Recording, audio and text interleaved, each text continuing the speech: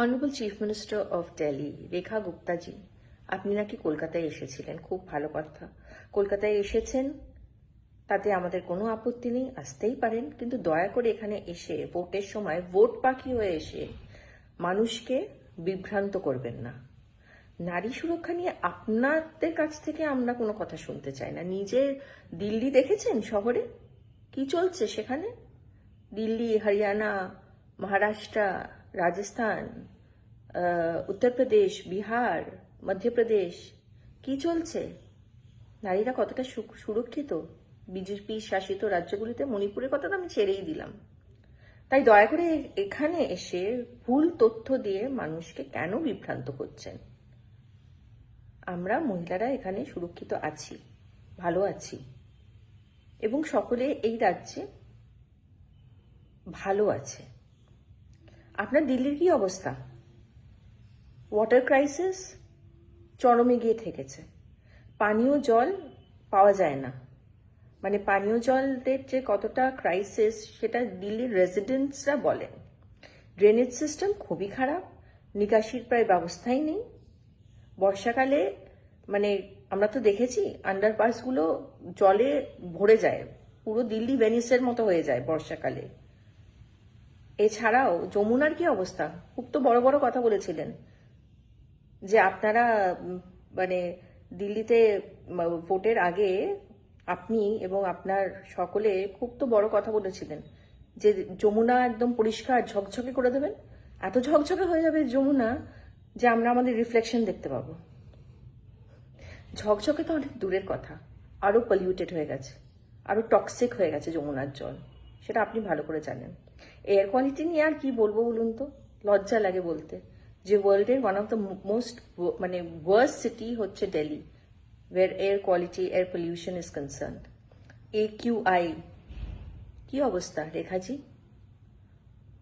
আপনি তো খুব ব্যস্ত নিশ্চয়ই, তাও ঘুরতে চলে এলেন কলকাতাতে কেন? এসব বাজে কথাগুলো বলবেন বলে? আমাদের রাজ্য নিয়ে মানুষ এটা কিন্তু মেনে নেবে না, ভালো চোখে দেখবেও না। এইমসে কি করেছিলেন আপনারা? এই যে শীতকালে এত মানে এই এত সিভিয়ার কোল্ড ছিল, এবার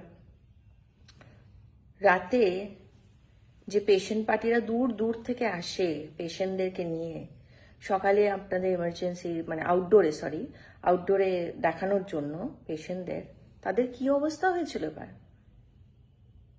বেসিক অ্যামিনিটিস দিতে পারেননি, কয়েকটা মাত্র টেন্ট খাটিয়েছিলেন, আর ওদিকে অত অত পেশেন্ট। তারা এইমসের বাইরে ঠান্ডায় কষ্ট পেয়েছে পেশেন্টরা, এবং তাদের সাথে যারা এসেছিল প্লাস্টিক মুড়ি দিয়ে শুতে হয়েছে তাদের। এটা লজ্জার ব্যাপার নয়? আপনি তো সেখানকার চিফ মিনিস্টার। তারপর কি করলেন? সোশ্যাল মিডিয়াতে যখন এই ছবিগুলো উঠে এলো, তখন আপনারা এইমসের চারিদিকে যে সাবওয়েসগুলো আছে যেখানে মানুষরা যাতায়াত করে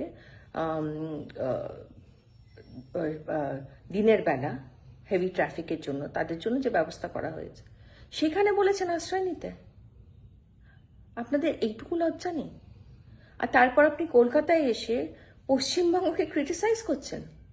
যান গিয়ে গ্রামেগঞ্জে একটু ঘুরে আসুন না, দেখে আসুন না সেখানে জলের ব্যবস্থা, রাস্তাঘাটের ব্যবস্থা কি আছে। শুনুন, বড় বড় কথা না সবাই এসে বলতে পারে, ক্রিটিসাইজও খুব ইজিলি করতে পারে, কিন্তু কথায় আছে না, কাচের বাড়িতে থাকলে অন্যের কাচের বাড়িতে ঢিল ফেলতে নেই।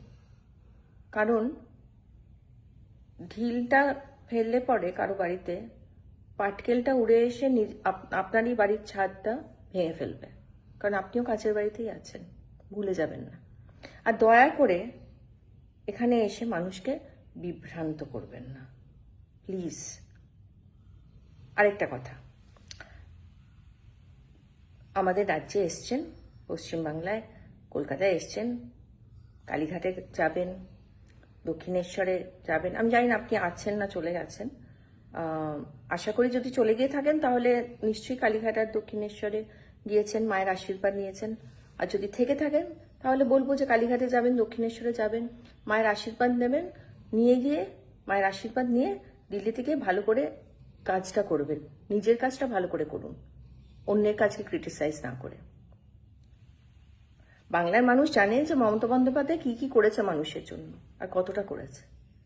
আপনিই তো চালু করেছেন না অটল ক্যান্টিন 25শে ডিসেম্বর 2025-এ। সেটা কি 5 টাকায় মিল তো?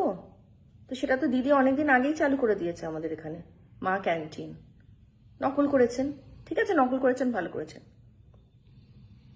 দেশের এবং দশের যদি ভালো হয় তাতে আমাদের কোনো আপত্তি নেই। আপনি ইন্সপায়ার হয়েছেন মমতা দির দ্বারা, মোটিভেটেড হয়েছেন, খুব ভালো কথা। আরও অনেক স্কিমই তো নকল করছেন আপনারা, কিন্তু আমি বলবো না সেটা নকল, আমি বলবো যে আপনারা ইন্সপায়ার হয়েছেন। হ্যাঁ, কারণ 5 টাকায় মিল, ডাল ভাত ডিম গরিব মানুষের জন্য দিদি অনেক দিন আগেই শুরু করে দিয়েছে। And it's a very successful scheme. So I wish you all the success in the same scheme. তাই রেখাজি, আপনাকে বলবো যে আপনি যখন বাড়ি ফিরবেন দেখবেন লাগেজের সাথে প্রচুর রসগোল্লার হাঁড়ি গেছে, নিশ্চয়ই মানুষ পাঠিয়েছে। আর ভোটের পরে আমরা যারা মেম্বার্স অফ পার্লামেন্টস আছি, বিশেষ করে মহিলারা, আমরা পার্সোনালি আপনাকে রাজভোগ দিয়ে আসবো। খুব ভালো থাকবেন Rekhaji. Honourable chief minister of Delhi Shrimati Rekha Gupta, I wish you all the best. জয় বাংলা।